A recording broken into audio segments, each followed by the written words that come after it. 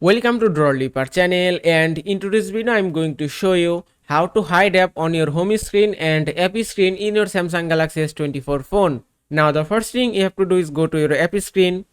From here tap on three dots and then go to settings.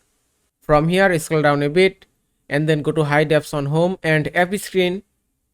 And from here you can hide any app as you want. If you want to hide Facebook, just select it and then tap on done.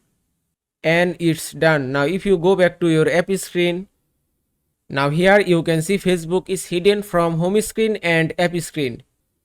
Also, if you want to unhide Facebook, go to same settings again.